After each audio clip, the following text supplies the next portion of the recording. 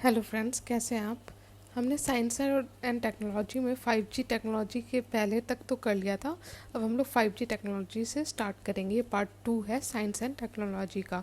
तो देखिए, पहले तो समझिए कि जो 5G टेक्नोलॉजी है उसमें क्या क्या बेनिफिट्स हैं जिसके कारण उसे लाया जा रहा है। एक तो इसमें लेटेंसी कम होती है, मतलब जो गैप होता है बिटवीन अपलोड वो कम होता है, साथ में स्पीड ज़्यादा होता है, और साथ में ये बहुत सारे कनेक्शन एक साथ हैंडल कर पाता है, और ये 3 अलग अलग बैंड पे काम करता है। इकोनॉमिक ग्रोथ होगा इससे, ऑफ कोर्स हमारे जो इकोनॉमी है जो वो ज़्यादा बेटर कनेक्टेड होंगे, जो तो हमारा आईटी सेक्टर बूम करेगा। जो बाकी ऐसे सेक्टर्स हैं, चाहे वो जो आईटी बेस्ड कंपनीज हैं जैसे जोमेटो हो गया या ऊबर हो गया, इनका भी ग्रोथ होगा, और साथ में स्पीड बढ़ेगी, जॉब क्रिएशन होगा इन अलग अलग सेक्टर, जैसे एग्रीकल्चर हो गया, हेल्थ हो गया, ईज़ ऑफ डूइंग होगा, लाइफ जो है वो इजी हो जाएगी, और साथ में सेल्फ रिलायंस होगा, हमारे देश का ग्रोथ होगा। चैलेंजेस अगर हम देखें तो पहला तो है कि इसमें फाइबराइजेशन फुटप्रिंट जो है वो बहुत लो है। दूसरा कि हार्डवेयर या इंफ्रास्ट्रक्चर चैलेंज, यानी कि हमारा जो इंफ्रास्ट्रक्चर है कम्युनिकेशन का वो अभी 3G और कहीं कहीं पे 4G लेवल तक ही है, तो वो पूरा ट्रांजिशन करना पड़ेगा। तीसरा है कि इसका प्राइसिंग बहुत ज़्यादा है। तो ऑलरेडी हमारी जो कंपनीज़ हैं, जो भी बहुत सारे जो मोबाइल कंपनीज़ हैं वो घाटे में चल रही हैं, तो वो कैसे इस स्पेक्ट्रम प्राइसिंग को मैच कर पाएगी वो देखने लायक होगा। चौथा है कि डिफरेंस है इन 5G फ्रिक्वेंसी बैंड। और नेक्स्ट है कि चैलेंज है टू नेट न्यूट्रलिटी, मतलब कि कई बार क्या होता है कि जो नेटवर्क वालों को कुछ सेक्टर्स में ज़्यादा प्रेफरेंस दिया जाता है, तो ये जो नेट न्यूट्रलिटी की जब हम बात करते हैं ये उसके अगेंस्ट हो जाता है। बाकी भी इश्यूज़ हैं जैसे कि लो एवरेज रेवेन्यू पर यूज़र, जो मैंने कहा कि टेलीकॉम इंडस्ट्री जो है, कई सारे जो कंपनीज़ हैं वो घाटे में चल रही हैं, स्पेशली जियो जैसी कंपनीज़ आने के बाद। साथ में लैक ऑफ स्किल सेट है, या नेटवर्क कवरेज इशू है। मतलब कि देखिए, अगर अब 5G आएगा तो आपको एक नया मोबाइल ख़रीदना पड़ेगा जो कि 5G से कंपेटेबल है, नहीं तो आप 5G यूज़ ही नहीं कर पाएंगे। तो ये जो इश्यूज़ हैं, तो इसीलिए फिर गवर्नमेंट ने अलग अलग स्टेप्स लिए हैं जो कि आप देख सकते हो, और वे अहेड भी उसी के अनुसार होगा। जो अ, अब एक है आपका ओपन रेडियो एक्सेस नेटवर्क। इसका बेसिकली बेनिफिट देख सकते हैं आप कि एक तो data centre economics to radio network, vendor diversity, agility of innovation, faster time to network market, automation, manageability, lower total cost of ownership, intelligence and programmable network. ये आप खुद से देख सकते हो। ये बेसिकली जो है रेडियो एक्सेस नेटवर्क, इससे क्या होगा कि जो क्रिटिकल टेक्नोलॉजी ये देगा to connect users to the mobile network over radio waves, तो रेडियो वेव्स के थ्रू आपका कनेक्शन होगा, और इसी के ऊपर ये आपका आर्टिकल है। अब नेक्स्ट है जो इम्पोर्टेंट आपका, वो है इंटरनेट ऑफ थिंग्स, मतलब कि थिंग्स को ही आप इंटरनेट के थ्रू कनेक्ट कर लोगे। इसका लिटरल मीनिंग तो यही है। ये एक ऐसा कनेक्शन होगा जिसमें कि मशीन टू मशीन भी कनेक्शन होगा, और इसमें ह्यूमन इंटरवेंशन के बिना एक मशीन दूसरे मशीन से कनेक्ट हो जाएगी। ये स्मार्ट डिवाइसेस, जब हम कहते हैं स्मार्ट वॉच का बात करते हैं, स्मार्ट ग्लासेस तक आ गए हैं, तो आने वाले टाइम में मशीन के थ्रू ही दूसरा मशीन को अपडेट मिल जाएगा। अब ये बात है कि इसका सिग्निफिकेंस क्या है। पहला तो कि ऑटोमेशन और कंट्रोल, मतलब कि जब मशीन ही एक मशीन दूसरे मशीन को बता देगी कि तुमको इस समय ये काम करना है, तो ऑफकोर्स लाइफ इजी हो जाएगी। दूसरा है कि better monitoring of devices, transparency maintain करने के लिए, यूनिफॉर्मिटी मेंटेन करने के लिए, मतलब कि आपका जो एसी है या वॉशिंग मशीन है उसका कब काम करेगा कब नहीं काम करेगा, इसको आप स्मार्टली मॉनिटर भी कर सकते हो और इसको मेंटेन कर सकते हो। नेक्स्ट है कि एफिशिएंसी, इससे बढ़ेगा, मनी बचेगा। तो जो interaction between the 3 components of the internet of things, जो अगर आप समझो तो पहले तो है कि इसमें थिंग्स विथ नेटवर्क सेंसर्स, यानी कि जो भी जैसे घर में हो गया या गाड़ी से हो गया, फिर डाटा स्टोर्स जहाँ पे स्टोरेज होगा, और उसके बाद एनालिटिकल इंजन्स के थ्रू फिर फीडबैक एंड कंट्रोल। तो ये बेसिकली आप समझ लीजिए कि हर चीज़ आपका अब इंटरनेट से कनेक्ट हो सकता है, और मशीन टू मशीन बात होगी। जैसे अभी तक हम बात करते थे people to government, G2G, G2P, वैसे समझ लीजिए M to M, है आपका इंटरनेट ऑफ थिंग्स।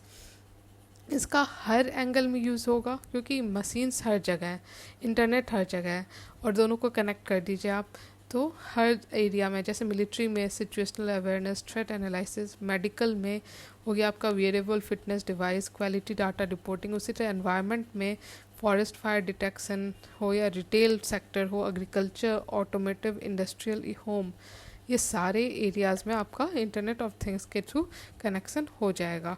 अगर चैलेंजेस का बात करूँ तो आपका होगा कि वही सेम कुछ पॉइंट सेम रहेगा कि डाटा ब्रीच होगा, आपका जो पर्सनल डाटा है उसको यूज़ किया जा सकता है, उसका हो सकता है उसको हैक कर ले कई कई जगह।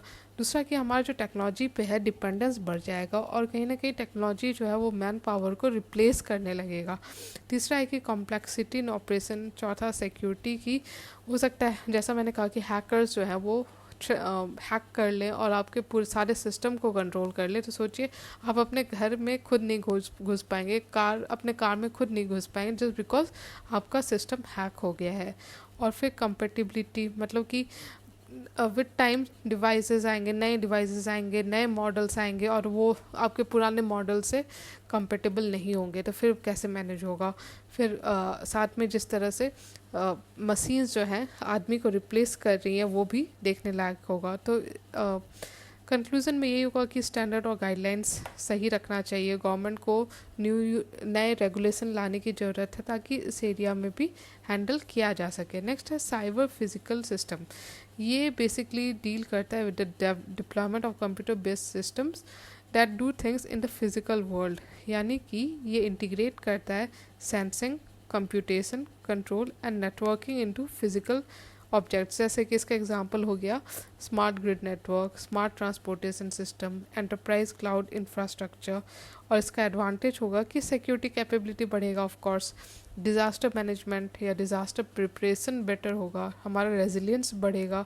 साथ में एनर्जी, जैसे आपका बिजली का बिल आप सालों बाय मंथ कंपेयर कर पाएंगे, बाय ईयर कंपेयर कर पाएंगे, रियल टाइम होगा। तो इस तरह से स्मार्ट पावर इंफ्रास्ट्रक्चर क्रिएट होगा। हेल्थ केयर में अगर देखो तो कॉस्ट इफ़ेक्टिव होगा, इजी टू सर्टिफाई, मतलब डॉक्टर का जो रिपोर्ट है एक डॉक्टर से दूसरे डॉक्टर ऑनलाइन हो जाएगा। ट्रांसपोर्टेशन बेटर होगा क्योंकि हमारा ट्रैफिक कंट्रोल, कंजेशन, ये सब सारी डील हो जाएगा। लेकिन चैलेंजेस वही सेम आपको दिखेगा, privacy issue, data related challenges, infrastructure और टेक्नोलॉजिकल बैरियर, ये आपको सेम ही दिखेगा। उसके बाद नेक्स्ट है कि net developments in information technology. तो इसमें नेट न्यूट्रलिटी है।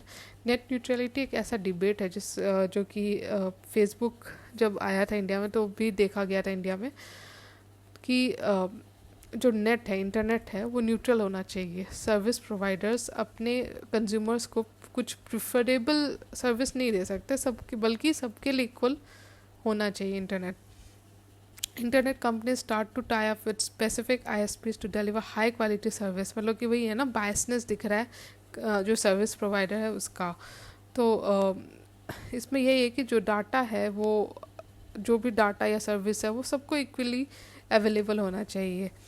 और इसकी ज़रूरत क्यों है अगर हम देखें तो पहला है कि अनलॉकिंग पॉसिबिलिटी, मतलब कि आप डिस्क्रिमिनेशन नहीं कर सकते ना, बिना डिस्क्रिमिनेट किए सर्विस दीजिए। दूसरा है कि ओपन इंटरनेट का जब बात होती है, हम हमेशा फ्रैगमेंटेड इंटरनेट या कंट्रोल इंटरनेट के अगेंस्ट रहते हैं। हमें जितना हो सके उतना फ्री इंटरनेट चाहिए। जैसे मैं वीडियो फ्री में दे रही हूँ तो आपको अच्छा लग रहा है, तो उसी तरह हम चाहते हैं कि जो नॉलेज है, जो डाटा है वो ओपन हो, फ्री हो। तीसरा है कि लेवल प्लेइंग फील्ड, मतलब कि हो सकता है कि सेम सर्विस आपको स्लो स्पीड में प्रोवाइड करे जबकि किसी और कस्टमर को, अपने कस्टमर को वो हाई स्पीड में प्रोवाइड करे, तो वो ये गलत है, वो लेवल प्लेइंग फील्ड नहीं होता है। साथ में अगर हमारा जो कॉन्स्टिट्यूशन है वो भी बात करता है फ्रीडम ऑफ एक्सप्रेशन और फ्री स्पीच के बारे में। और साथ में जब हम चाहते हैं कि इनोवेटिव आइडियाज़ ज़्यादा से ज़्यादा आए तो उसके लिए ज़रूरी है कि इंटरनेट हम फ्री रहे, कि उस पर किसी तरह का बायसनेस ना दिखे, ठीक है। तो उसी में आपका नेट न्यूट्रलिटी। लेकिन बात है कि दूसरा साइड पे कि क्या पॉइंट्स अगेंस्ट में अगर पूछा जाए तो पहला है कि प्रायोरिटी बेस्ड सर्विस, कि कोई किसी कंपनी का कंज्यूमर है, ठीक है, उसने पैसा दिया है तो ऑफ कोर्स उसको प्रायोरिटी बेसिस पे सर्विस देना चाहेगी वो कंपनी, बिकॉज वो आदमी उसको पे कर रहा है, कंपनी को पे कर रहा है। उसी तरह data packets of different applications वो क्रिएट कर सकता है। तो जो कंपनी है उसको भी एक इंसेंटिव मिलता है ना कि हमको पैसा मिल रहा है तो हम इस आदमी के लिए ज़्यादा करें, कुछ नया करें, उस तरह से पैकेट्स बनाएं। दूसरा है कि लिमिटेड ब्रांड विड्थ है, ठीक है, और इंटरनेट लिमिटेड है। तीसरा है कि illicit content, offensive, dangerous and illegal content is accessible to everyone and difficult to remove. मतलब नेट न्यूट्रलिटी के नाम पे आप जो इलिसिट या गलत या इलीगल कंटेंट दे रहे हैं वो तो गलत है ना। फिर चौथा है कि लैक ऑफ न्यू इंफ्रास्ट्रक्चर, मतलब नेट न्यूट्रलिटी के लिए भी मेंटेन करने के लिए भी, क्योंकि इक्वल होगा, नॉन डिस्क्रिमिनेटरी होगा, तो इंफ्रास्ट्रक्चर की ज़रूरत है। वे फॉरवर्ड में ये होगा कि use rights on internet need to be ensured, ठीक है। और AK भार्गव कमेटी जो बनी थी नेट न्यूट्रलिटी में, उसने कहा था कि हमें ज़रूरत है अंडरस्टैंडिंग किसकी, तो सारे स्टेक होल्डर्स की या उनके व्यूज़ की। फिर दूसरा राइट स्पीच की, यानी कि फ्रीडम ऑफ एक्सप्रेशन जो है इंटरनेट पे वो मेंटेन होना चाहिए। तीसरा है कि राइट माइंडफुलनेस की, यानी कि रीजनेबल और लेजिटिमेट ट्रैफिक मैनेजमेंट का। फिर राइट कंसंट्रेशन की। तो इस तरह से ये AK भार्गव कमेटी की का रिकमेंडेशन था ऑन नेट न्यूट्रलिटी। नेक्स्ट है डार्क नेट। डार्क नेट के लिए समझने के लिए आपको ये आइसबर्ग देखना पड़ेगा। देखिए कुछ चीज़ें जो है इंटरनेट पे, जैसे गूगल हो गया या बिंग हो गया या विकीपीडिया है, ये सबको दिखता है, ठीक है, किसी से छुपा नहीं हुआ है, कोई भी जाके इसको एक्सेस कर सकता है। फिर दूसरा आता है डीप वेब। इसमें आता है कि कुछ ऐसे डाटा है, रिकॉर्ड्स है, जिसके लिए आपको कुछ स्पेशल लाइसेंस या पासवर्ड होना चाहिए आपको, जैसे कि मेडिकल रिकॉर्ड्स हैं या लीगल डॉक्यूमेंट्स, ये सबको एक्सेसिबल नहीं है। आप अगर है आपका तो आप एक्सेसिबल कर सकते हो विद पासवर्ड या परमिशन। लेकिन तीसरा है आपका डार्क वेब, जो कि ना एक्सेसिबल है थ्रू टोर, यानी कि deep web technology has zero involvement with the dark web. ये जो है डार्क वेब, बेसिकली ये ना दिखता है और ये स्पेसिफिक आपका जो ब्राउज़र है उसी को यूज़ करके आप वहाँ जा सकते हो। लेकिन प्रॉब्लम ये है कि वहाँ पे बहुत सारे इलीगल या गवर्नमेंट के अगेंस्ट या जो एंटी नेशनल क्रिमिनल एक्टिविटीज़ भी हो रही होती हैं, क्योंकि इसमें वॉच करना बहुत मुश्किल होता है। तो अलग अलग जो छुप के चीज़ें करने की ज़रूरत हो वो वहाँ की जाती है। इसमें जैसे ड्रग ट्रैफिकिंग से लेके प्राइवेट कम्युनिकेशन से लेके पॉलिटिकल प्रोटेस्ट से लेके लीगल इन्फॉर्मेशन, यानी कि अगर आपको कुछ छुपाना है या कुछ छुपा के कम्युनिकेट करना है, बेचना है, तो वहाँ आप कर सकते हो। ये है आपका डार्क नेट। तो इसे जो डार्क नेट है इसलिए इसका नाम भी आप याद कर सकते हो। और ये डीप वेब का एक छोटा सा पार्ट है जैसा आपने देखा। और इसको यूज़ कौन करते हैं? वो जो गवर्नमेंट से छुपना चाहता है कुछ, या कोई एंटी नेशनल एक्टिविटीज़ या क्रिमिनल एक्टिविटीज़ में, जैसे कि जर्नलिस्ट और सिटीजन जो गवर्नमेंट या रजीम्स के अगेंस्ट काम कर रहे हैं, या रिसर्च या स्टूडेंट्स जो कि बहुत किसी सेंसिटिव टॉपिक जो कि वो नहीं चाहते पब्लिक में आए उस पर काम कर रहे हैं, या फिर लॉ इन्फोर्समेंट एजेंसीज भी एक्टिव होती हैं देखने के लिए कि क्या हो रहा है अंदर। फिर उसके बाद टू एक्सेस कंटेंट ब्लॉग्ड, मतलब जो भी ऐसे कुछ कंटेंट है ना जो अलाउ नहीं किया जाता है मोस्टली नॉर्मल इंटरनेट पे, वैसे कॉन्टेक्ट साथ में कई सारे लोग अपने प्राइवेसी को भी मेंटेन करने के लिए वहाँ जाते हैं। लेकिन प्रॉब्लम क्यों है? जब और जैसा मैंने कहा कि प्रॉब्लम्स तो है बहुत सारे, तो वो क्या क्या है? पहले तो एक एनोनिमिटी, मतलब कि हो सकता है आप वहाँ जाएं और आपका लैपटॉप अच्छे से प्रोटेक्टेड नहीं हो तो आप वो उसको हैक किया जा सकता है वहाँ। दूसरा कि हेवन फॉर इलिसिट एक्टिविटीज़, जैसा मैंने कहा कि कई सारे साइबर क्रिमिनल्स हो या टेररिस्ट हो या स्टेट स्पॉन्सर्ड स्पाइज हो वहाँ काम करते हैं। तीसरा है कि technical challenges to establish digital evidence in courts, मतलब यहाँ पे ट्रैक करना बहुत मुश्किल होता है और लोगों को पकड़ना बहुत मुश्किल होता है, इसलिए तो वो डार्क वेब पे लोग जाते हैं। नेक्स्ट है प्राइवेसी और एथिकल कंसर्न, मतलब कि देखिए अगर आप गए कभी डार्क वेब पे और आप अपना सेफ्टी का ध्यान नहीं दिए तो हो सकता है आपकी प्राइवेसी या आपका डाटा हैक कर लिया जाए।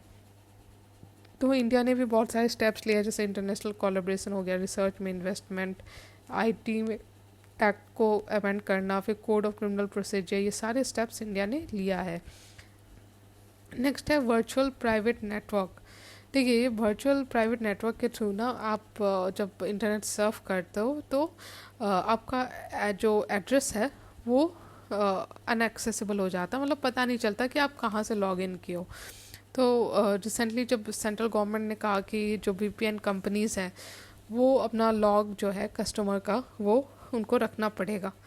तो समझते हैं, पहले तो वर्चुअल प्राइवेट नेटवर्क ये इंक्रिप्टेड कनेक्शन होता है। क्या होता है? तो इंक्रिप्टेड कनेक्शन होता है जो कि आप इंटरनेट पे यूज़ करते हो from a device to network in real time. ये इसका बेनिफिट होता है, एक तो आपका जो भी आप कर रहे हो वो सिक्योर है, वो इंक्रिप्टेड है, तो ऑफ कोर्स जो डाटा है वो किसी कंपनीज के पास नहीं जाएगी और ज़्यादा सिक्योर है। दूसरा है कि सिक्योर डाटा ट्रांसफ़र, मतलब कि अगर आप ट्रांसफ़र भी कर रहे हो डाटा तो वो भी सिक्योर होगा। तीसरा कि आपका आईपी एड्रेस, आप कहाँ से लॉग इन किए, कहाँ से कर रहे हो इंटरनेट सर्फ, वो भी इंक्रिप्टेड रहता है, तो आसानी से किसी के पकड़ में नहीं आता है। चौथा कि इंक्रिप्शन ऑफ प्रोटोकॉल, और पांचवा किल स्विच, मतलब कि sudden interruption in VPN connection interrupt secure connection terminates pre selected program reducing the likelihood that data is compromise. मतलब कि अगर किसी भी तरह से आपके डेटा को कॉम्प्रोमाइज़ करने की कोशिश की जाएगी तो वो बंद हो जाएगा। तो यही है किल स्विच। फिर इशूज़ क्या क्या है वीपीएन के? तो पहला तो वही है कि डाटा लीक होने का चांस है, कि जो फ्री वीपीएन है वो कहने को आपको सिक्योर रखता है, बट एक्चुअल में आपका डाटा यूज़ कर रहा होता है, उसे लीक कर सकता है। दूसरा है कि जुरिस्डिक्शन का इशू, मतलब कि अगर इंडिया में यूज़ हो रहा है और इंडिया की गवर्नमेंट चाहती है कुछ डाटा, तो और ये जो वीपीएन है वो दिखाएगी कि वो अमेरिका बेस्ड है, तो जुरिस्डिक्शन का इशू हो जाता है। तीसरा है कि ये बाईपास करती है साइबर सिक्योरिटी वॉल्स। और चौथा कॉमर्शियल रेमिफिकेशन है फॉर बिजनेसेस लाइक नेटफ्लिक्स। कई बार ऐसे जो कंपनीज़ हैं जैसे नेटफ्लिक्स का आप छुपा सकते हो कि आप कैसे सर्व कर रहे हो, कहाँ से सर्व कर रहे हो, मल्टीपल आईडी से सर्व कर सकते हो। तो वीपीएन हैज़ कॉमर्शियल रेमिफिकेशन इसलिए फॉर कंपनीज लाइक नेटफ्लिक्स। तो इसीलिए फॉर नेशनल सिक्योरिटी गवर्नमेंट ने एक रिसेंट बिल लाया था जिसमें उन्होंने कहा था कि जो वीपीएन कंपनीज है उसको एक लॉग रखना पड़ेगा ऑफ द पीपल, कि अगर गवर्नमेंट को फॉर सिक्योरिटी रीज़न ज़रूरत पड़ा तो वो उसे उस कंपनी के थ्रू निकाल सकते हैं। तो इस तरह से हमने समझ लिया। अब नेक्स्ट है आपका सैटेलाइट इंटरनेट सर्विस। ये बेसिकली सैटेलाइट को यूज़ करके आपको इंटरनेट दिया जाएगा, ठीक है। तो ये वायरलेस इंटरनेट कनेक्शन होगा जिसमें कि बहुत सारे सैटेलाइट जो कि स्पेस में डाल दिए जाएंगे, उनके थ्रू आपको इंटरनेट का कनेक्शन मिलेगा। ये बेसिकली लो अर्थ ऑर्बिट में सैटेलाइट्स डाले जाते हैं, और it is different from satellite television as internet signal have to go both ways, और इसमें ज़्यादा बैंडविड्थ होता है ताकि डाटा इजीली मूव कर सके। किस किस एरिया में यूज़ हो सकता है? जैसे smart agriculture, smart grid, disaster management, real time disaster planning से लेके फिर supply chain management, health service, railway, ये सारे एरियाज़ है जहाँ पे इंटरनेट का आपका जो स्पेस बेस्ड इंटरनेट है उसको यूज़ किया जा सकता है। आपको ये ध्यान देना पड़ेगा कि ये वायरलेस इंटरनेट कनेक्शन है, तो मतलब इसमें ऐसा ज़रूरी नहीं है कि आपको वायर के थ्रू करना होगा, ये टोटली वायरलेस है। इजीली इसलिए अनएक्सेसिबल एरिया या फार फ्लंग एरिया जहाँ पे वायर नहीं जा सकता वहाँ भी पर भी ये यूज़ हो सकता है। अगर बेनिफिट्स देखें इसका, तो पहला तो है कि ये चीप है और इजीली इंटरनेट मिल सकता है कहीं भी। दूसरा कि ये जो डिजिटल सब्सक्राइबर लाइन है उससे तो ज़्यादा फास्ट होता है, अराउंड 100 Mbps, और ये इमरजेंसी हो या डिज़ास्टर रिकवरी में सही रोल प्ले करेगा। उसके बाद लेकिन इसका चैलेंजेस भी है, जैसे कि स्पीड उतना नहीं है जो नॉर्मल वायर वाला जो इंटरनेट होता है उससे स्पीड और लेटेंसी का प्रॉब्लम होता है। दूसरा है कि कॉस्ट ज़्यादा है और लिमिटेशन ऑफ बैंडविड्थ है। साथ में जब इतने सारे आप स्पेस में सैटेलाइट डालोगे तो ऑफ कोर्स उससे डेब्रिस भी फ्यूचर में क्रिएट होगा। तो जो और साथ में जो कोई रॉकेट कोई कंट्री लॉन्च कर रहा है तो उसको उसमें भी डैमेज होने का चांस है।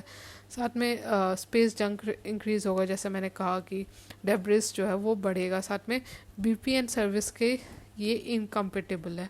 तो इस तरह से हमने समझा कि जो इंटरनेट का सैटेलाइट बेस्ड इंटरनेट सर्विस क्या होता है। तो आई होप आपको वीडियो अच्छा लग रहा है। अगर वीडियो अच्छा लग रहा है तो प्लीज़ लाइक कीजिए और मेरे चैनल को सब्सक्राइब कीजिए। Thank you.